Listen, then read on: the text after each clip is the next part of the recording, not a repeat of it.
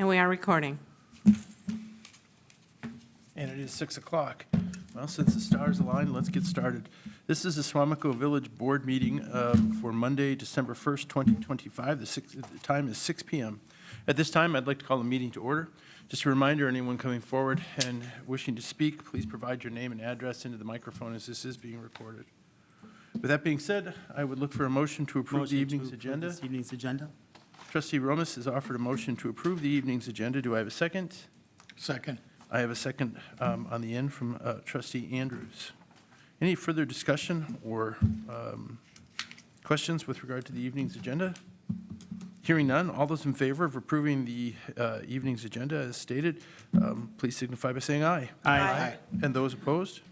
That motion carries. We are 6 this evening, 6-0. Let's stand and say the Pledge of Allegiance. I pledge allegiance to the flag of the United States of America and to the republic for which it stands, one nation, under God, indivisible, with liberty and justice for all. Okay. All right. Item number 5 this evening, as is always, item number 5 is public appearances. This is the time for anyone in the audience who wishes to come forward and speak to an item not on the agenda. Be aware that you can share what's on your mind, but because this is not on the agenda, this item could be referred back to staff for further review. But in any event, anyone in the audience who wishes to come forward and speak on an item not on the agenda, now's your time. Is there anyone out there who wishes to come forward? Very good. Seeing no one, we will move on. This evening, item number 6 is the consent agenda, previous minutes of the village board meeting dated November 17th, 2025. Are there questions or discussion on the consent agenda item, village board meeting from November 17th, 2025? Is there a motion to approve this evening's consent agenda? A motion. We have Second. We have a motion on the end from Trustee Stevens to approve the consent agenda, and that is seconded by Trustee Romas. Any other further questions or discussions? Discussion? Hearing none, all those in favor, please signify by saying aye. Aye. Aye. And those opposed? That motion carries 6-0 again. All right, item number 7 this evening, item 7A, Midwest Cycling Series Race Agreement. Administrator Caker, please. Thank you. So I'll just run through my memo in case anyone was unable to read it, as well as for the edification of all those watching on Facebook. So I was approached by the organizers of the Tour of America's Dairyland, also known as TOAD, cycling race event in early October. And TOAD is one of the largest competitive bike racing series in the United States. They run 11 straight days in Wisconsin during the summer, and it's throughout Wisconsin. In previous years, they have run 2 events in De Pere, and they're looking to cut back to 1 day and then finding another community in the area to fill that spot. So Bill could speak to it, but they targeted Suamico, and in particular the historic downtown area, as a potential opportunity. And that proposed race course would be starting on Riverside Drive, kind of around Four-Way or the bike shop, and that's could be changed as well, but starting in that area and then looping around Velp Avenue, School Lane, and then Side Street before going back onto Riverside Drive. So this race course is, the idea is you take a half mile to a full mile loop, and you make that loop as many times as you can within 30 to 45 minutes, and that's how you figure out your winner. So it's not a village-wide race. It's in a very small, concentrated area. The proposed race would be on Sunday, June 21st, 2026, and it would effectively close those roads down the entire day. So since that first introduction, I did secure tentative approval from Brown County for road closures on Velp and School Lane. We would work through more of those details if it was approved by the village board. I also hosted a site visit with a couple of the organizers, and we met with representatives from Vickery Village, the bike shop, and then a handful of village staff. Chief Burler was there, Nick Lemke was there, and then Reed from Public Works was also there. And it appears logistically that it's an opportunity that we could go for. There is an agreement that the village board would have to consider, which is included in your packet. Our insurance carrier did review that agreement and is satisfied with those terms. As a local host, there are fees totaling $16,990. Let's just call it $17,000 moving forward. John Henry, who is with Vickery Village, has agreed in concept to cover half of those fees. And then the idea is that we would continue to seek sponsorship for the remaining balance, and whatever total we would get, we would share back with John Henry and Vickery Village. And John wanted to be here, but unfortunately couldn't be here, so he sends his regrets. There are potential funding sources to cover that remaining $8,500 from the village that the village board could consider. Some of those examples would be $3,000 from the 2026 Recreation Special Event Budget for a new recreation event, which we have not yet allocated. The Stadium Tax Fund currently has an unreserved balance of $55,000, and that pool of money is meant for economic development purposes. And then once the tax incremental district number 2 audit is completed in early 2026, we expect the village to receive approximately $140,000 in unused funds. And that will go into the general fund, but an argument could be made that those funds were paid for by the property owners within that TID. That TID was within historic downtown Suamico and could or should be reinvested into that area. We also have $30,000 in unallocated funds in the 2025 contingency fund that could be tapped into. And the village board could utilize any combination of those funding sources. And then after any sponsorships are secured, the village board could then direct those funds to replenish. And included in your packet is an example of a number of different communities and how they go out for sponsorships for this event. I did reach out to a number of downtown businesses, including the post office, which have no concerns about the event at this time. If approved, I would delegate the lead planning to Recreation Director Lemke, who is hopeful at the opportunity. He would work through the logistics like parking, neighborhood notifications, marketing, sponsorships. However, we know there's a couple of business owners in that area that are very interested and have actually participated in some of these tote events that we would partner with. And then we'd obviously bring in public safety and public works to be part of that. You can call it a committee. It wouldn't be a formal committee like through the village board, but we would create one informally. I also reached out to a number of other municipalities that have this event. Generally, high praises. There are some concerns, but those concerns were generally those that have more dense residential properties that are within the race course. And so those residents kind of get trapped during that event. Or there's businesses like during the week that really have no affiliation with the race event. Think dentist offices, hardware stores, and they get a little frustrated that their patrons can't get to their business. We don't really have that issue with Vickery Village, especially being on a Sunday. Either those businesses are closed or the ones that are open would probably benefit from more foot traffic.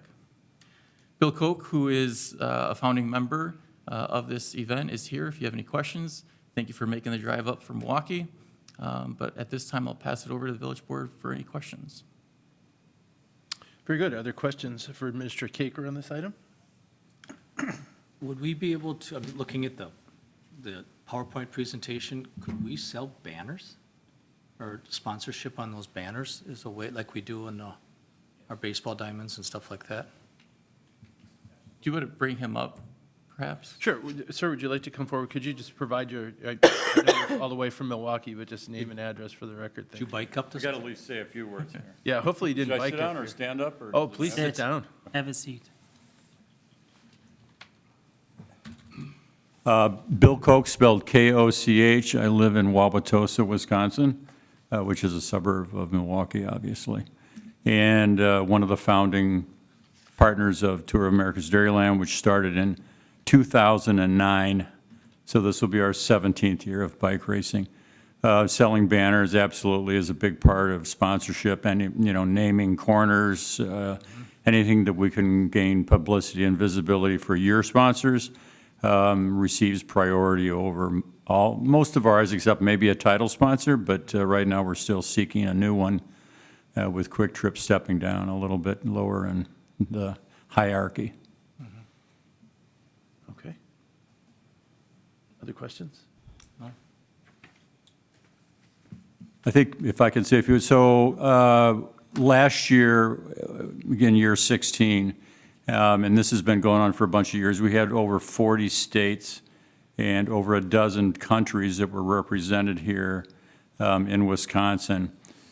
We've called ourselves the Tour of America's Dairyland since the very beginning when we were sponsored by the Wisconsin Milk Marketing Board. We have pretty strong ties to the dairy industry still. I actually worked in the dairy industry. We sold our business to Schreiber Foods about 20 years ago.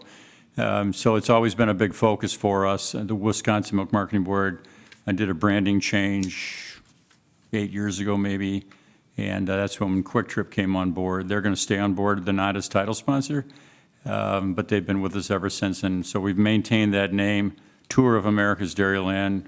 Again, as Alex said, we like to call it Toad. So once in a while, you'll see a frog pop onto the screen somewhere here and there, which, of course, frog's not a toad, but it's similar. Anyway, so that's a big spectator event. Is important to us as the bike racing, and maybe even more so, is the community aspect of it. And it's really meant to be, I like to say, my famous line is, we're like the wedding band or the circus that you bring to town. So you hire us to bring this entertainment inside the ring, and then you do everything on the outside of it. And that can be anything you really want it to be. We carve out about an hour in the day between the pro women and pro men's races at the end of the day for a community hour, we call it. And most people have kids races, which are very family friendly. The nice thing about it too is we end before dark, so it's not a big gigantic party drunk fest scene. It's meant to be family friendly. Coming to the races is absolutely free. You can walk and stand right along the fence lines if you'd like to and watch the racers go by. We host about somewhere between 8 and 10 races each day. So we start with the younger, less experienced, I shouldn't say younger, the less experienced. So we have novice racers, we have a junior series, we have a hand cycle series. You saw a picture, I think, on the first page of our hand cyclists. That's been a very popular event, and based on the structure of the calendar, if Suamico came on board, you would be the fourth day and final day of the hand cycle series, with hand cyclists coming from around Mexico, Canada, mostly in the United States, not too many from Europe. But we also have novice racers, people that have never raced a bike in their life can race, all the way up to professionals, masters. About 30% of our field is female, so we've got a nice representation of the ladies out there along with the guys, and it's just a real festive atmosphere.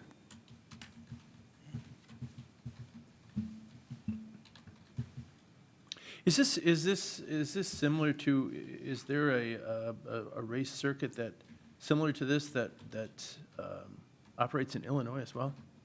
Yes, it's called, actually it used to be called the Intelligentsia Cup, and they changed it to Grit. We started that, let's see, we're 17, they're probably 15 years old. Originally, there was a series called Super Week, and they used to have a couple races in the Green Bay area. I don't know exactly how far north they came, but at one time they were 18 races long. They started in 1969. Very, very well known. It was Super Week. It was the International Cycling Classic. Some people might remember the milk races from the Fox River Valley. That goes way back. But we picked up on the sort of slow, deterioration of the Super Week series, which had races at the time in Wisconsin and in Illinois. Mm-hmm. And with our Dairyland focus, we wanted to stay north of the Cheddar Curtain as much as we could. But we also started a race series in Chicago, and it became known as Intelligentsia Cup. Now they call it Grit, but yes, you're absolutely right. And they're 10 days instead of 11 days, but very similar in nature. Yeah, I have a friend in the northern Illinois area. Elgin, actually, who is really thinks that these races are just fantastic. Yeah. And I've had conversations with him about this, and to your point, the family event, the family event aspect, it just seems very exciting to me.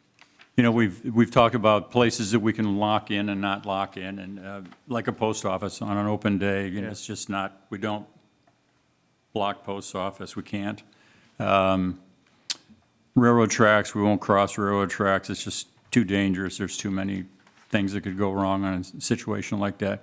Fire stations is one, normally say, well, can't block in the fire station. In Grafton, they would close the fire station, take all the trucks out, because it was locked in the middle of the course, park them on the outside of the course, and then they would do tours and put in, the inflatable type of things for kids and just make a fun day out of it. But, and that was a 17-year event for us, but probably close to a 20-year event because it started before we were in existence. So there are opportunities to work around those types of things. I don't see any of that. The biggest thing is the post office here, but being on a Sunday, unless, I'm sure there's trucks that come in and out of there on all weekend long, but I'm not really sure. But that's a blessing there, is that it's a Sunday, so. Where's the course, Alex? Could you just? Yeah, so this is Riverside Drive, and you take a right here on Velp, and go up to School Lane, take a right, and then back right down Side Street, and just make that loop over and over and over again. Huh. So just that loop. So we try to make them short. They're called criteriums or crits. We like to call it American-style racing. It's not, the Tour de France and races like that are big, long stage races that go from one town to the next. We definitely move from one town to the next. But the nice thing about a shorter course is that it impacts fewer people. It has to be a minimum of 0.6 of a mile. I think this one's about 0.7. Alex? 0.67, yeah. 0.67, so, okay, we'll round up to 7. And less than a mile, it could be as long as you really want it to be, but to keep the action going, because the riders are going to be coming around that course, depending on their skill level, anywhere from every 2 to 4 minutes. So there's really no lull in the action. It's going all day long. We create 10-minute gaps in between each race, so if we need to just, anything happens, there may be a weather delay, you need to get a vehicle out somewhere that says somebody's got a doctor's appointment or there's an emergency or something along that line. But we create those 10-minute gaps all day long, and that works out really well. We show up about 3 hours before the first race, and then we're out of there about an hour and a half after the end of the race, which would be generally 8:15, so we'd be gone before 10 o'clock. And hopefully you'll never know we were there in terms of how the area looks. We like to make it cleaner than we found it when we arrived, and hopefully, get an invite to come back the next year.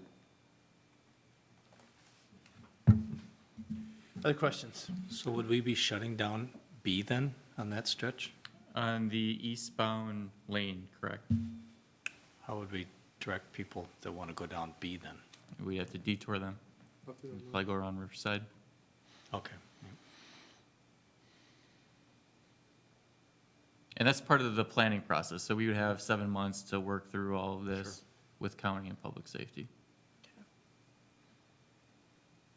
And did you say it was between 8:15 and 10 a.m.? Did I hear that right? Racing would start around 10:30 in the morning Okay. and then would finish. I mean, we can finish anytime we want. If you say, hey, we really want everybody to be gone, finish the last race at 8 o'clock, that gives you a while to clean up, and then all that, we just push the schedule forward a little bit to start a little bit earlier in the day. A Sunday, I don't think we're impacting any churches or anything on this route. No. We're close to one, but Yeah. So you could start as early as you want. The crowds tend to be later in the afternoon into the evening. I mean, on the weekends, people definitely come down and watch what's going on during the day. A nice thing about a Sunday, or a Saturday, no, Sunday, that's right. If people say, hey, we're going to race the schedule you want, we would end at 8:15 at night would be the last race, and then we just push the schedule forward. And you can have, if you said, hey, we want an hour and a half for our community hour, because we want the marching band to play, we're going to have a mascot race, we're going to have a kids race, we're going to do all these different things, that community hour can be as long as you want it. We just call it the community hour, but generally they're 40 minutes to an hour long. So there's lots to deal with.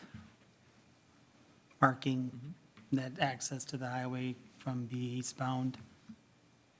So what was your proposal to have like so from here, it's, Lemke would kind of lead the charge? Is that the idea? Then you'd have people from different committees coming in to sort of create an ad hoc committee of some sort, or? Well, we would grab business owners from that area Okay. and then have staff support it as well, would be Okay. my concept. So the idea we'd have a good public volunteer base in order to Right. make this all happen. In your experience, what has caused this to go sideways for a village or a group? Sideways? Yeah, like, is there things that have made this go wrong? Well, Alex mentioned something about appointment-based businesses. So the one that I'm thinking he may have been referring to is Cedarburg, which is a fairly new race venue for us. Incredibly popular and really successful the last the 2 years we've done, we've only been there 2 years. And it's the same week as Strawberry Fest. So we fought for many, many, many years to figure out how we could get on that calendar, because our calendar is June 18th through June 28th in 2026. And we've not wavered from that stretch of time in the 17 years we've been doing this. So we're very consistent with that. But in the case of Cedarburg, it falls the same week as Strawberry Fest does. So having two big events for a municipality is quite a challenge. We've addressed all of those, worked with the city, I think incredibly well. The challenge there is there's some businesses that are inside the course. The nice thing about that course, though, is we have something called a valve. So there's a couple of roads. We have the luxury of a few roads that feed right into the middle of the course that's closed down, and we manage that with police and volunteer to open those gates to let people come and go. But the patients, it's an optician and a dentist are the two that I'm thinking of. Their patients so far have had challenges trying to navigate how that valve works. I mean, it doesn't require a parking permit or a pass or really anything. You just have to come up to the gate like there's a traffic incident and there's police on the road, right? And they tell you when you can go and when you stop. So that's the challenge there, and that's, I think, what Alex might be referring to if you talk to the folks in Cedarburg. The other thing could be that goes sideways could be just maybe experience where you have some really awful weather. You know, weather, if you have a really lousy weather day, there's not going to be as many people to come out. We haven't had many of those over the years, but they do occasionally. Actually, over 16 years, we've had 2 races that we had to cancel. So we race in pretty much any weather. I mean, if there's lightning, if there's tornado warnings, obviously we stop the race. What else could go sideways? I like to say enthusiasm. You know, if the community just doesn't want it and there's enough people that feel that it's a burden on them, then eventually that adds up and people just get worn out and say, hey, we just don't want to do it anymore. It happens. I mean, you might have a big sponsor. Vickery Village may say, hey, we did this for 4 years and we don't want to do it anymore. So the money goes away and the race might go away. So those are the types of things that generally would lead us to part ways with folks. There have been a couple communities we actually terminated our agreement with, and those were over interest, enthusiasm, and communication. And I think for everybody here, Alex is a super communicator so far. You know, I just met the guy a month and a half ago, and we were introduced to him through Dan Lundquist and De Pere. We have a very successful relationship down there. And so communication goes a long ways in really making a relationship work. Okay. So I didn't hear there, which is good, is that I didn't hear, well, the group in the beginning, wasn't able to get enough volunteers. They were disorganized. They didn't read a certain document that may be put out. something like that that would create a problem for the entire event. So that's good. It's good Yeah, that you didn't hear the three key things in the relationship between us and the village would be, the agreement obviously has, so it's the race agreement fee, the volunteers, and permits for the community. So Alex has already covered the permit side really well. We did meet with Joe. He was at the meeting that we had. We bring our own medical team. We have an emergency action plan. There's an agreement up front that, hey, if access is needed by fire or emergency services, these are the access points on the course. We triage and take care of probably 90% of the crash victims. If we need to call 911, we will do that and shut down the race. Last year, we had, I think, 4 ambulance calls over 11 days, which it's a risky sport, right? You've got these people out there racing virtually naked with the exception of the helmet on their head. And there are crashes quite frequently all day long, but most of them people walk away from. But again, we take care of all those folks with our own group. So it's always one of those relationships where fire can be as involved or not as involved as they want or need to be. They may be mandated to have people on course. That's up to the community. Police is a different story. We like to have some police presence at the major intersections where roads are closed. But that's up to the village to manage those closures. We just take care of everything inside that bike race in the box scene. Last question. So are you comfortable with the amount of workload that this will put on the village and the village staff? Yeah, and I do think that we're going to get some pretty extensive cooperation and assistance from those businesses in that area, particularly Suamico Bike. They have a lot of connections to a lot of people that would be your core volunteer group that would love to come and be a volunteer for this event. I think if we didn't have a bike shop in that area, it would be a lot more difficult, but having them is a big key. Well, you also have Broken Spoke up here now that has a shop, and George has been, he's race-towed, and he really tried to get us into downtown Green Bay a couple years ago with his store there. So even though he's not on the course, he's, I think, pretty vested in the community as well. And there's a lot of riders up here, and those are the best source for the initial group of volunteers. I mean, you want to have people who have kind of an idea of what's going on out there. And those volunteers, the big key roles that they play are corners, because their role is to let the race know downstream that the race is approaching. So if there's somebody who's going to cross the course we have designated crosswalks, we'll establish those and work with your group on where those are. Then, you need those flags up as a warning that the race is coming. And then crosswalk marshals as well, so. Anyone else? Thank you, sir. Very much Sure, appreciate you absolutely. making the long. Thanks for having me up here tonight. Well, thanks for making the long trip. Travel safe home. Hope to see you in June. I sure hope so. Yeah, as I said, from my perspective, and anybody else who has comments, I think this is a great idea. We've got businesses here in Suamico to support with this. We're going to get, more exposure for those businesses. I think it's, I think it's a great idea. Hopefully it works out well and we can do it a number of years, but let's give it a try, So Yeah, we'll I find out. agree. right? I think it's going to be exciting. It's going to bring a lot of people around. Yeah, I'm for it. Need a motion? I guess I'll offer a motion to approve the Midwest Cycling Series race in agreement with the host fees being funded by. That's really up to the village board and which buckets you want to grab from. Okay. I think, in my opinion, I think we should take the 3,000 from the special event from the Park and Rec Department and the remainder from the TID 2. I think we take from those two areas.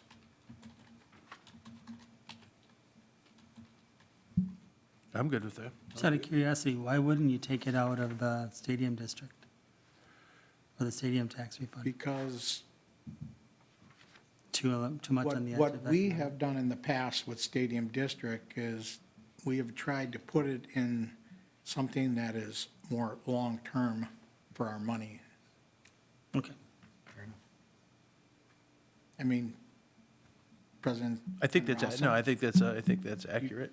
I think, That's what we've done in the past. so it's really something that's, maybe in 2027, if we don't have the opportunity for these funds, maybe that's another discussion point at that time. But Yeah. I suspect if this goes over as well as, I hope it does, I don't think we're going to have any problem with funding it next year. I think you're exactly right, though. To me, taking it out of the TID district and supporting those businesses is great, and the $3,000 at a park and rec is good as well. Works for me. And then hopefully, we get some sponsorships going and, we can replace Be great. replace those monies if needed. All right, trustee Stevens, with all of that, And I'll take it out of the Park and Rec and the TID district. all right, so trustee Stevens has offered a motion to approve the Midwest Cycling Series race agreement with host fees being funded $3,000 from the Park and Rec Special Fund, correct? Correct. And the balance coming from the TID district, leftover TID district funding. Correct. That is a motion we have on the floor. Is there a second? Second. Give it to I have a trustee second from Andrews. trustee Andrews. Any other further questions or discussion on this item? Hearing none, all those in favor, please signify. Can we Is a go for a roll call? Yep, roll call, sorry. That's okay. Trustee Andrews. Aye. Trustee McKeefery. Aye. Trustee Neto. Aye. Trustee Romas. Aye. Trustee Stevens. Aye. President Van Rossum. Aye. Motion carries 6-0. Thanks, Bill. Take care. Drive safe. You can stay if you want. That's awesome, thank you very much. Thank you, see you. The opportunity to raise all the money through sponsorship is strong. It's nice to kick it off the first year with some support, because you just don't know, right? Janesville was an oddball example, but they would raise anywhere from $50,000 to $80,000 each year to cover a $25,000 race. So they did a lot of things over and above. Yeah, I think that's your plan. From listening to it, sounds like a good way to get things started. All right, Thank you again. thanks again You're to you. welcome. Thank you. Have a safe drive. Safe. In the north. Drive careful. Right. He's going. I don't know if that's possible. We'll do our best. We'll try to get rid of it by June. I hope so. Yeah. No promises. Item 7B, contingency fund request. Administrator Caker, if you would. All right, thank you. Let me just scroll down here. All right, so annually in the latter part of the year, the village board considers expenses to be funded by the contingency fund. These are typically items that were either removed from the upcoming year's budget or recommended by staff. And as of today, the remaining balance of that fund is $30,000. And I have a couple of items for your consideration. One being a human resources audit for $4,000. So as a smaller municipality, we do not have a dedicated staff member who is the HR person, which is common for municipalities our size. The clerk takes on most of those responsibilities, but there are other responsibilities divvied up between myself and the finance department, and really some in the fire department. And I think there'd be a lot of value in having someone come through and make sure that we're doing all the things HR related the correct way and the legal way. I have seen the output of a HR audit by this firm for another municipality in Brown County. It's very extensive. So I'd make that recommendation that the village board authorize that transaction. The other one is leadership trainings for supervisors and the amount of $10,000. An emphasis coming out of my recent City Manager Association conference was being more intentional about training, leadership training for supervisory staff. And I have identified a few examples in your packet for both myself and staff. There's others out there, there's other opportunities, but those are just some of the examples. Right now, most of the trainings that we attend are more subject-specific. So Katie might go to a conference and learn about proper government accounting, but there's not necessarily an emphasis or focus on leadership skills. So I think that that's something that the village would find value in. And those are the two options for the village board to consider. Thank you. All right. Questions from the board for Administrator Caker on these items? I'll kick it off. So for the $10,000 leadership training for supervisors, so how many people, how many supervisors would be taking it? Well, it would depend on which ones they wanted to attend. So with a $10,000 bucket, I think that would cover what anyone I within see. our organization Okay, So it would. becomes sort of a. It'd be a pool of money It's a per cartel. se, and I would authorize those opportunities. And they're more leadership oriented, not necessarily subject. Correct, yes, they would be specific towards leadership training. We had talked about that you were going to attend some leadership programs. Is that separate from this, or is That this, would be part of this, it would be part of it? yep.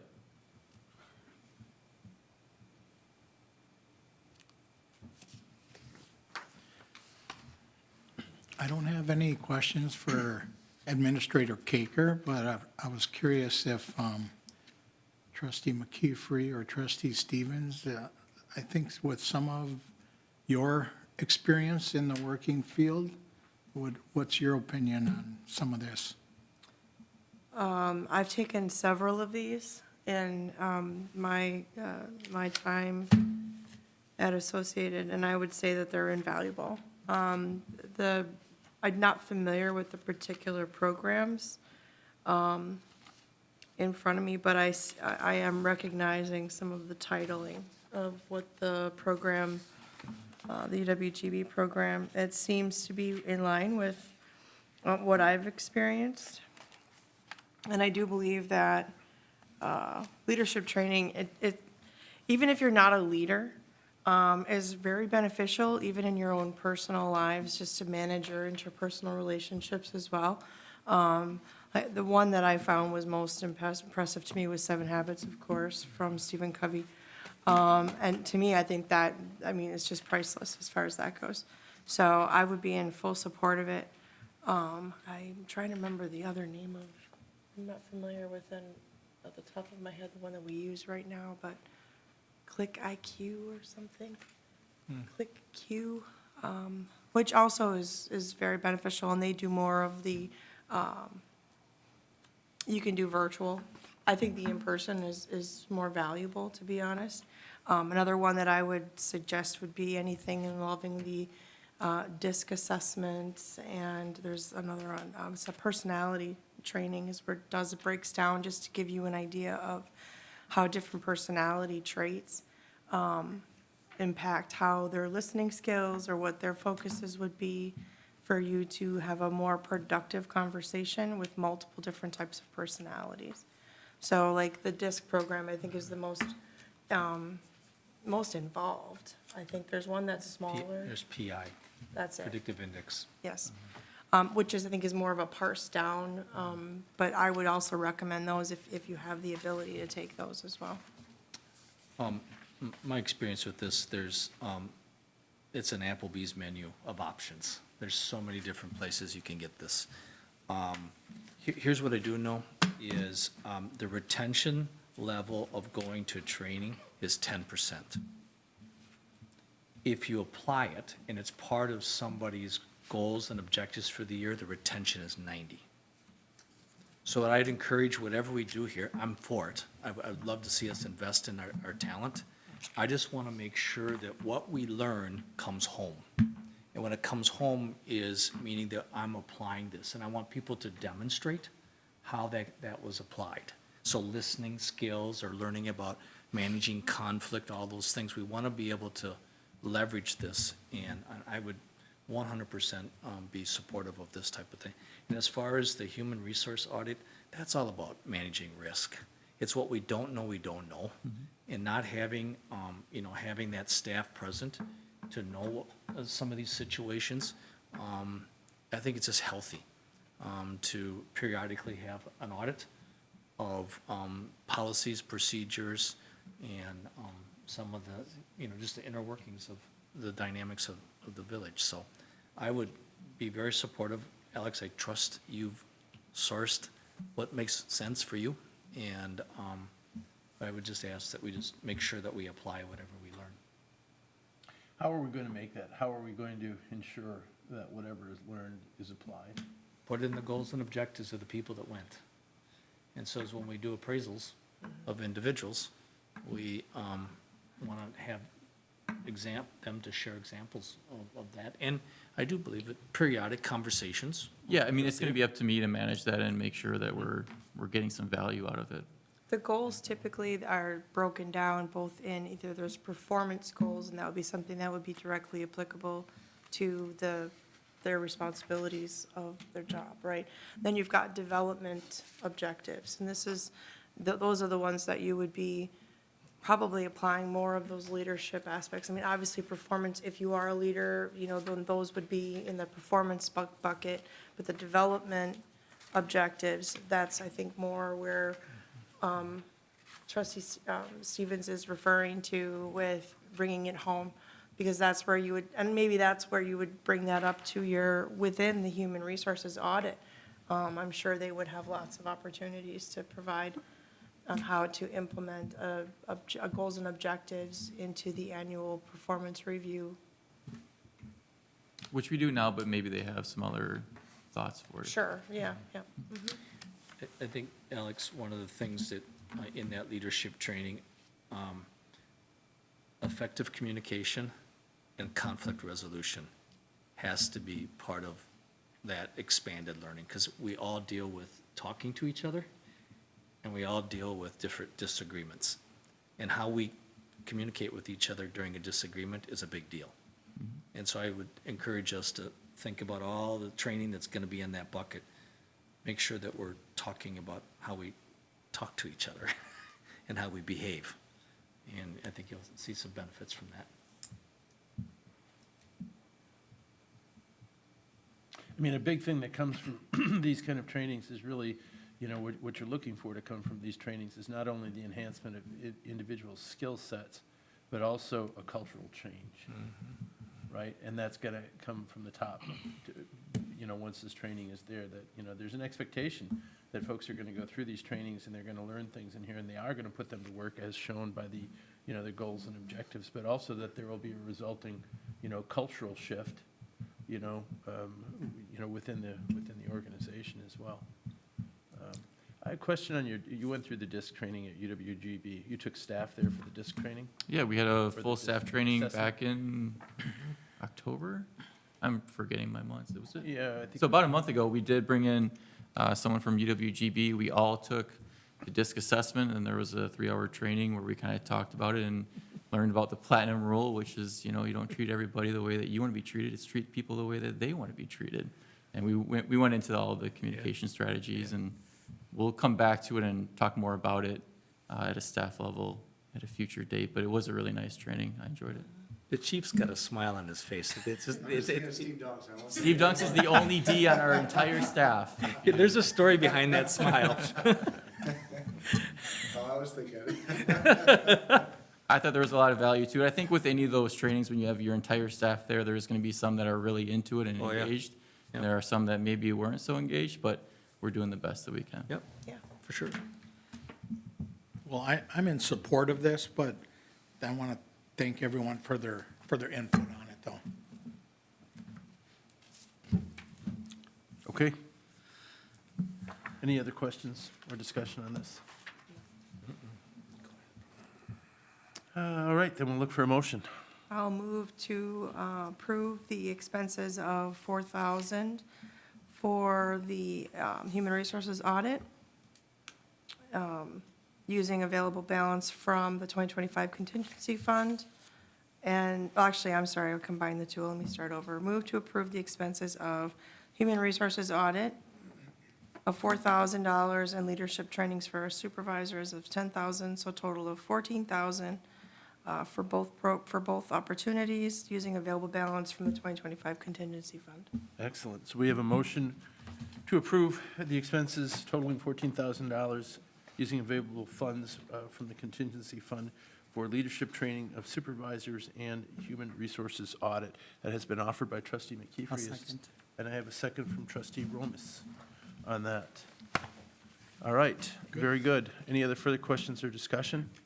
Then we'll do a roll call. Trustee McKeefery. Aye. Trustee Neto. Aye. Trustee Romas. Aye. Trustee Stevens. Aye. Trustee Andrews. Aye. President Van Rossum. Aye. Motion carries 6-0. Thank you. Terrific. All right, moving on. We are item number 8. This is the Municipal Services Center access upgrade to Faith Technologies utilizing unassigned capital projects funds, 50% water, 25%, and sewer, 25%. Director Smits. All right, thank you. The village had budgeted in 2026 for the upgrades to the municipal service center access control locking mechanisms and the program that supports those devices. Staff created an RFP for the service and the materials to be included in the upgrade package. We sent the RFP out to 3 qualified contractors, not necessarily just in our area, but we reached out to, well, the furthest one I think was out of Milwaukee. We received 2 proposals back, one from Faith Technologies and one from another company that was near Milwaukee. But we believe the most reliable option would be to take the second, or the additional option that Faith submitted to us for the fiber option from the cold storage building over back to this building here. We did have the ability to do a wireless option, but we believe just having that hard fiber from one building to another creates the most redundant, and I guess trouble-free ability for us to communicate from one building to the other. Wireless is nice, but sometimes we've had problems with wireless things around here, and just the communication seems to be a little less good. So we received the proposal from Faith Technologies for $90,501. The funding would be split, just as President has just described. We would be looking for a 10% contingency as well to support any unforeseen items that come up. A lot of nuances and things that'll go into this. It's pretty cut and dry as far as the materials go, but there'll still be a lot of working with the components and swapping out things. We are adding a few keypad entries to more doors, so we only have, I think, 1 at this building currently, right? Or there's no keypad entries at this time, so we're gonna add a handful of those so that if you do forget your fob or your key, you can still use the digits, the keypad digits to get into the building, if you know that code. I guess other than that, it's just replacing the system that's currently here. It's upgrading it to a more supported, modern-day program that we hopefully have less problems with and be more redundant and reliable going forward. Okay. Questions? Any questions? Was there a timeline presented, an estimate? I don't know that we have a substantial completion, but I think what we were given from Faith is that they'd be getting after this here really soon. Sorry, I'm. As soon as we release this or award the project, they'd be getting started on it. Okay, and we have a long-standing relationship with Faith, so I'm assuming that there's no concerns No, on no, them completing it within a timely fashion? nope.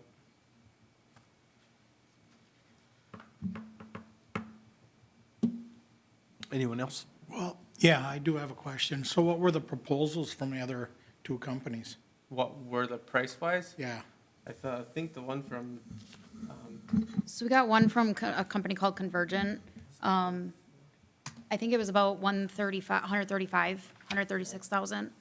And again, looking at them, all the materials, everything looked comparable. So they, potentially had some other stuff added in. So yeah, that was the price difference between the 2. it came down to cost, and that's what we explained. Both companies that provided prices to us, the other company, or Convergent, had everything that fit, what we were looking for. It just came down to dollars and cents, and they were quite a bit higher. Okay, great.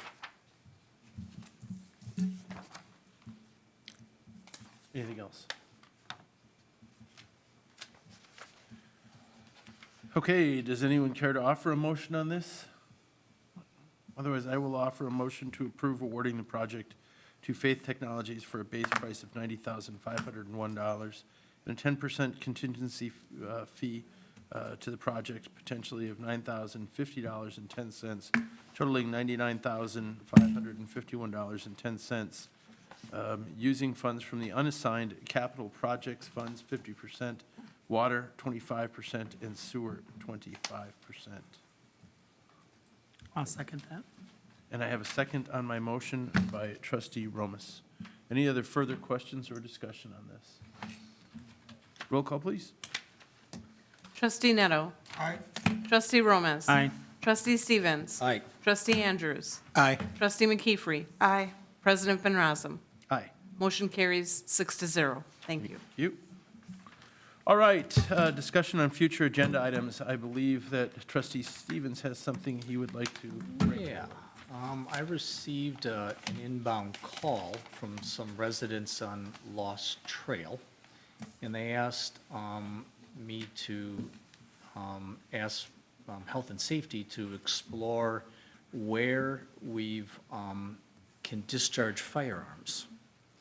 And with the new development north of Lost Trail, if you look at that map, it says you can discharge firearms in that area. And so I think we probably should, with all the new development that's happened in our community, we should maybe have them take a peek at and see if we need to change that map strategy.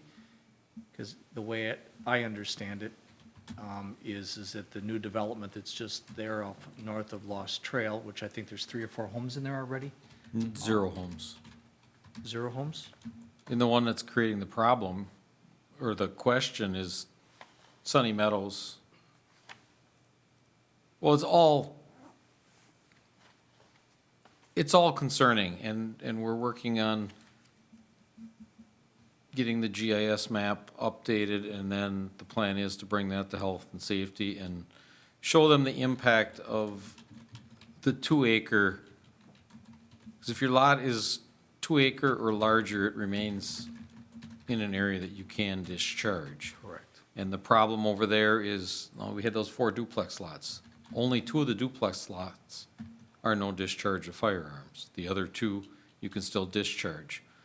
The Sunny Meadows, which is what I received the inquiry through Alex, was why it wasn't on the map. Well, we don't have our 2025 map out there. We're trying to work through our in-house GIS to get this all updated, but it's been a little difficult.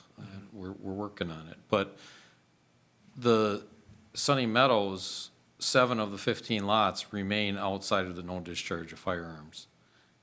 And the individual that contacted you does not like that. Say that again, 7 are outside the notice? Correct. 7 of the 15 still remain, you can still discharge a firearm because they're greater than the 2 acres. Yeah, but I mean, what about the proximity of other houses to those? That currently is not looked at. Well, then maybe It sure should be. we should explore looking at that because, I mean, how I understand, somebody could sight their deer rifle in Well, they their sure can. backyard on a 2-acre parcel or 2.5-acre parcel with houses. Just bring Yes. this map down slightly, just bring this, so you see Wildwood Drive there, you see that big corner lot? That's, no. Other way. Go north on here. So this big corner lot right on this curve on Wildwood Drive, that's where I live, that's my house. You see all those big lots across from me that are all over 2 acres? They hunt in there, they shoot rifles in there. You're gonna tell me, and I mean, I'm not advocating that we close this off, but these are all 2-acre lots across the road from me. I have a greater than 2-acre lot. Those rifles, you know, those bullets aren't gonna stop at that road. And I'm well aware of that. I was well aware of that when I moved there. I'm well aware of that now, so I'm not asking for a change there. But when we start to go down to the area we're talking about with the number of lots planned in there, there's trees at least across the street from me. I got a chance. There's no trees in those fields. Those bullets just are gonna fly, period.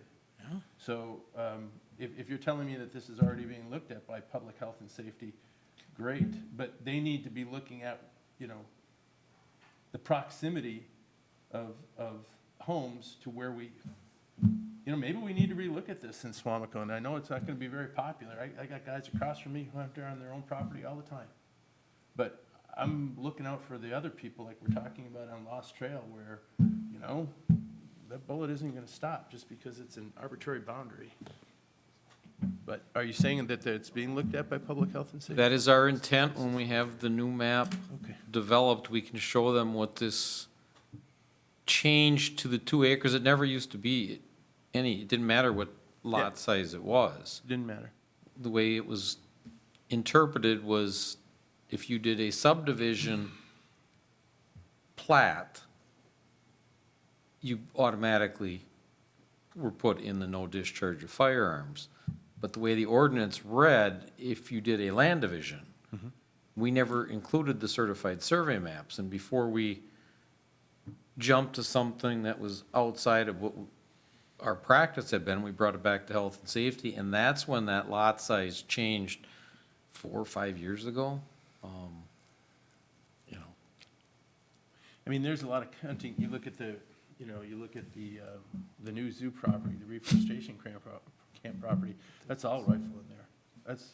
You can shoot that, and people do, and they come from out of town, and hunt that. I don't want to see that go away for Suamico. I just want to make sure that we're taking to the point that you brought up, Trustee Stevens, that area, I just want to make sure that we're taking a logical and very focused approach on, what this could mean, given the land,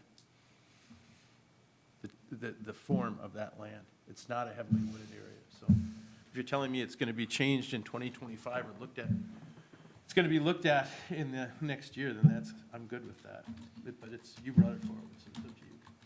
So can we just get an update from health and safety then as to what their timeline is to explore this and come back to the board and make a recommendation of what changes, or if any changes are going to? as staff, we plan on putting that on a health and safety agenda as soon as we have that map completed. I'm not sure exactly when we're going to have it completed. I know Zach is working on it. He has all the information on what to update.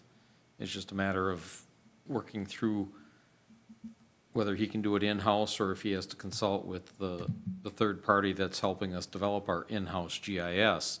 But everything has moved to our in-house GIS program that we've now invested in, and it just, it's not as simple as just going on to the GIS program and changing stuff like we've done in the past with Brown County's GIS. And the hunting map one was never simple to do because of the way it was originally created and the lack of knowledge by your staff member that has to update those maps.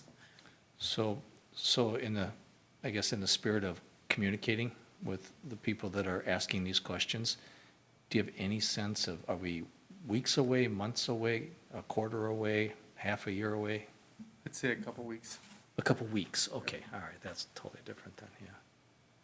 So can we say that we'll know something in the next 30 to 60 days? A recommendation from health and safety? I would hope so. Okay, that's fair. Well, if it takes a couple weeks to get the map up, you're missing your third week in December for the meeting, so probably a January public health and safety meeting. They'll probably want to ask some questions and have more information brought back to them. So I would think maybe in February they'd provide their final recommendation. Starting point. I think it's good to look at. It's good to look at that area of Northfield going from Wildwood out to Velp Avenue, well, not even Velp Avenue, to Hilltop. That area in there, I walk that with my dog 2 or 3 times a day, my dogs 2 or 3 times a day. There were at least half a dozen hunters in there, rifle hunting, which is not uncommon. That's the way it is every year. Yeah. And that's just fine, until there's houses that are, houses and kids playing in the back of that. Then we might have a different issue. But the deer will probably go elsewhere too, so it won't matter. I'm satisfied. And the fields on the south side are still gonna remain in a discharge of firearms, which are gonna be closer to these individuals' homes than the area we're talking about that hasn't changed yet. Yeah. right. From a staff's perspective, it's just enforcement. When you have 15 homes in a subdivision, how do you determine which home can and can't if law enforcement is called out to that site? It's gonna just be confusing for them, and hopefully we get some support on that change through through our public safety side of it. I just think we have to address if we're developing property and we have 2.5 acre lots and we have one right behind it. And it's okay for people to sight in a deer rifle, that's, I mean, that's, for hunting your own, that's dangerous. So, again, I like the outdoors and, I want people to, be able to hunt their own land, but this area is changing quite a bit. I mean, I've been in my spot for almost 20 years. And over the course of 20 years, it's always been the way it is. And fortunately, there's never been any, issues. There's been a couple of things that have happened where neighbors have had conversations with neighbors. That was a little close, let's not do that. And I will tell you, with regard to enforcement, there are shots that are going off occasionally in neighbors' yards and things like that. And, nobody's calling the police. If you have a problem with it, you go and you talk to the neighbor. It's worked thus far, but I think it's probably time with the expansion of that area, as you guys are gonna do, to look it over again, so, great. We'll step back and wait till February to see what kind of recommendations they make. All right, Thank you. what else? Anybody else? Anybody else have anything? Going once? Twice? All right, then we'll look for a motion to adjourn this evening's meeting. Motion to adjourn? Thank you. Trustee McKeefery has offered the motion to adjourn this evening's meeting. Is there a second? I have a second from Trustee Andrews. All those in favor of adjourning this evening's meeting, please signify by saying aye. Aye. And those opposed. That motion carries 6-0. We are adjourned. Thank you. Sky, are we putting